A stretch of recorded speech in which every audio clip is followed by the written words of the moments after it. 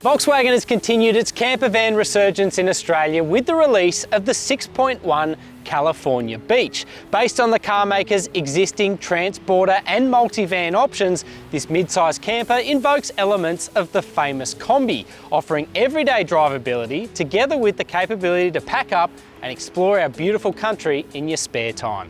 Let's see what it's all about.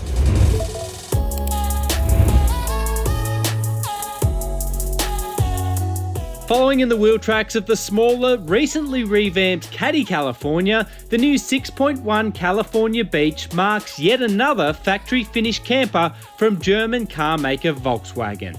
Using the short wheelbase 6.1 transporter and multivan ranges as its base, the California Beach is equipped with VW's latest safety, technology and equipment suites and is priced from $90,990 before on-road costs, with the 4Motion all-wheel drive specification driven here adding a $4,000 premium. At 4.9 metres long, 1.9 metres high and just shy of 2 metres wide, the California Beach straddles that fine line between being small enough as an everyday driver, yet big enough as a real-world camping proposition for the weekend. I've just spent about 1,000 kilometres and 2 nights in this one on a journey from Sydney down to the far south coast. And I have to say, the process of getting to your campsite and getting set up in a matter of minutes really is a real life proposition in this vehicle, especially with the circa $20,000 worth of options that it is wearing. Under the bonnet, a 2-litre 4-cylinder turbo diesel engine, matched standard to a 7-speed DSG transmission and all-wheel drive. Also fitted standard to this one is a hill descent control function and a rear diff lock. The diesel claims a fuel consumption average of 7.5 litres per 100 Ks, theoretically providing a fuel range of more than 1,000 kilometres when you consider its 80-litre tank.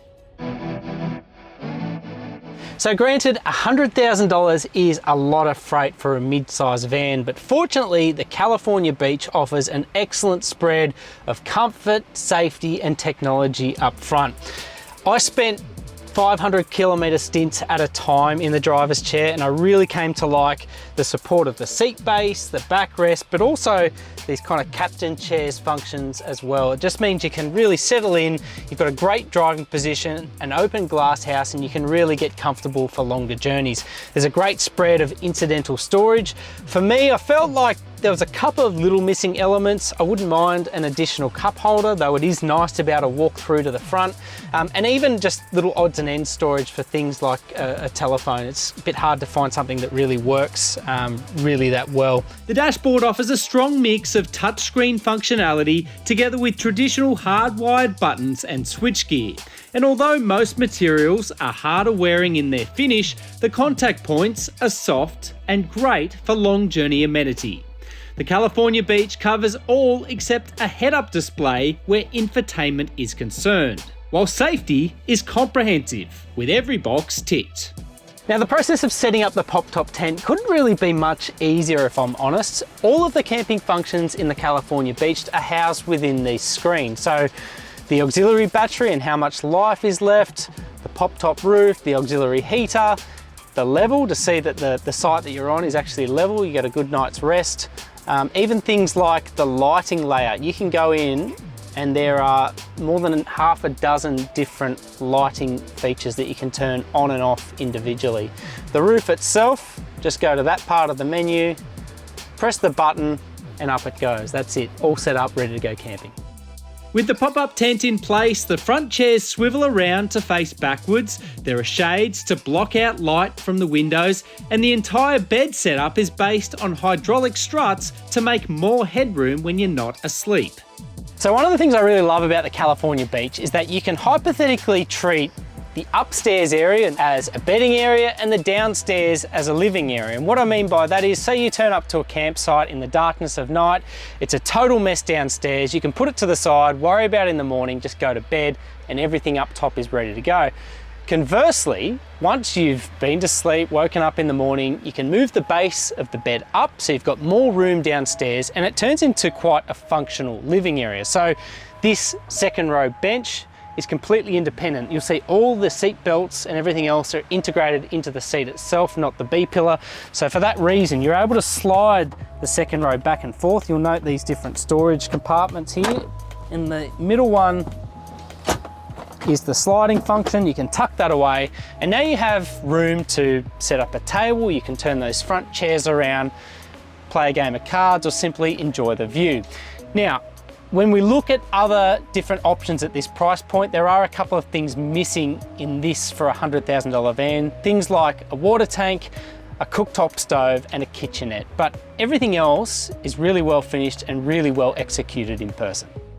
Happily, there's ample space in the boot area for suitcases, camping gear, fishing rods, or in our case, a couple of push bikes once you take advantage of the second row sliding function. And of course, the rear seat area also doubles as additional bedding with the help of some supplied cushions. Okay, so the business end of the deal, the bedding. I have to admit, I was a little bit circumspect upon taking receival of this van.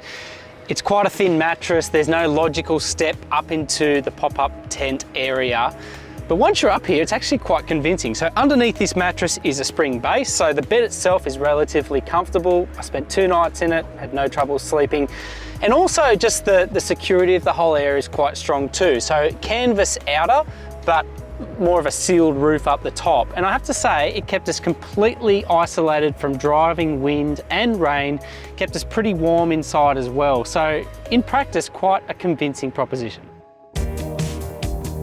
So we spoke before about the dimensions of the 6.1 California Beach, how it is quite usable and workable as a weekend camper, but where I find the real benefits, the trade-off for this van's size come to fruition is on the road, because unlike so many caravans, camper vans and everything else, this is actually workable, a real world proposition as a daily driver. It has a nippy turning circle, it has a usable 2-litre turbo diesel 4-cylinder engine, and it's a vehicle that, while on trade vehicle origins, it's comfortable, it soaks up bumps well enough, and it's pretty refined inside this ginormous cabin. Even as a big cabin with no bulkhead, it's relatively civilized and quiet inside. That's great for long journey amenity, but it's also terrific for the short journey stuff. Around town, living with this car, it makes a lot of sense. The 2-litre turbo diesel plays a big part in the California Beach's ease of use, offering peak torque from a lowly 1500 RPM, tractable power, and a quick thinking transmission to make light work of its hefty 2.4 tonne mass.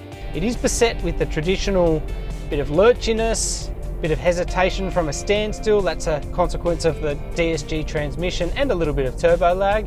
But beyond that, it is quite clinical and well timed with its shifts. It's also really good at facilitating efficiency. The claim is 7.5 litres per 100 Ks. We've actually managed 7.8 litres across a mix of conditions, highway driving, mountain climbs, around town stuff. It's really good.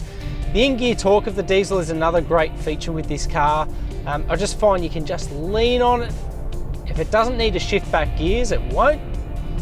It gives you great inherent torque. Now that's with, I've had 3 people, all of our stuff, a couple of push bikes loaded up in the back, and it has no trouble with any of that. The official payload is 630 kilograms. This is a big heavy van after all, but I'd be quite confident in the way that the California Beach would go about its business, even under load. There's also a 2.5 tonne payload. Again, I really think the diesel's up to the measure of it. Maybe 2.5 tonnes might be on its upper limit, but anything up until that point, I really reckon the diesel is up to the task. Otherwise, this feels stable, it feels sure-footed, and with the tuning of the key controls and everything else, dare I say it, it is quite pleasant. I really do think if you were a devoted camper, you could make this work day to day during the week, and then as a nice getaway machine on the weekends. The California Beach is backed by Volkswagen Australia's 5-year unlimited kilometre warranty and is also offered with 3 and 5-year service packs at the point of purchase. The fascination with camping life in Australia shows no sign of going away, and I have to admit, After spending a weekend away in the 6.1 California beach, I can see why people are just mad about it at the moment. Now, admittedly, at this sort of money, it's pretty expensive and it puts itself on par with some pretty extravagant camper vans out there. But for those that want to roll their everyday vehicle and their weekend away into one, well, this is a pretty compelling execution of the breed.